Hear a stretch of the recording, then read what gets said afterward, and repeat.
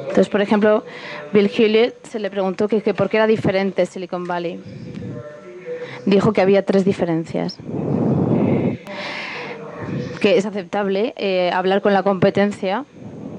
Entonces, no tienes que estar aislado, no es que no puedas hablar con el enemigo.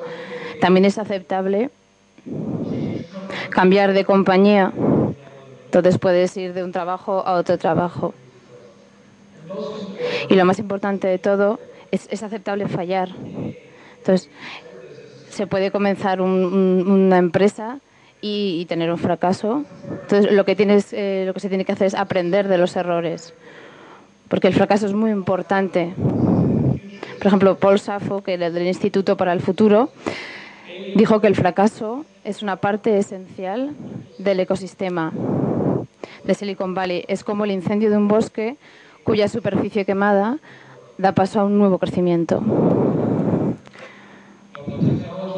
Un tercio de los trabajadores que trabajan aquí en Silicon Valley ahora trabajan para compañías que fueron creadas después de 1996. Y un tercio de ellos, después de 1996, y 13% de todas estas tienen muchas más probabilidades de fallar las que acaban de empezar que las que llevan más tiempo. Entonces hay muchísimo riesgo en Silicon Valley como compañías nuevas. Entonces es una parte muy importante del proyecto. También hablamos del hábitat para Silicon Valley. No tengo tiempo de ir a todos estos puntos, pero hemos creado muchos elementos que apoyan la innovación y aquellas personas emprendedoras.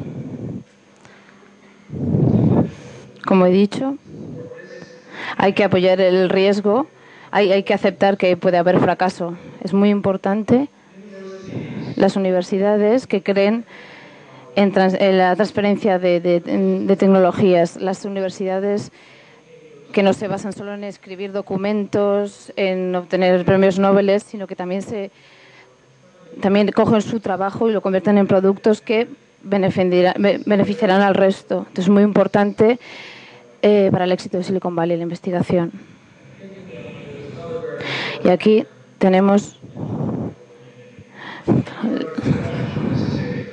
Vale, aquí vemos las personas que toman los riesgos, las que tienen las buenas ideas, saben cómo hacer que crezca, cómo consiguen de ideas hacer un producto que tenga éxito.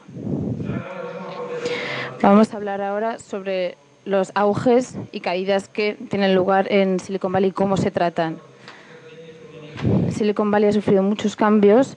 Empezaron en los 40 y en los 50, que estaban financiados por el gobierno de los Estados Unidos. Entonces tiene una industria espacial muy importante y eso pues, tuvo un fracaso. Luego crecieron a un circuito integrado y luego los japoneses aprendieron a hacer eso y tuvieron que cambiar el negocio. Y entonces se hicieron chips de memoria, se hicieron microprocesadores. Entonces aprendimos del fracaso que teníamos que hacer otro trabajo diferente. Después, en los 80, los ordenadores personales, los ordenadores Apple.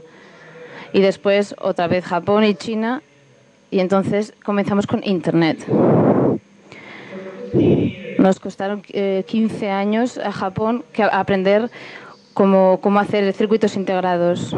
Y solo en 5 años el mundo pudo competir con Silicon Valley. Entonces los ciclos cada vez son más rápidos y tenemos que afrontar esto.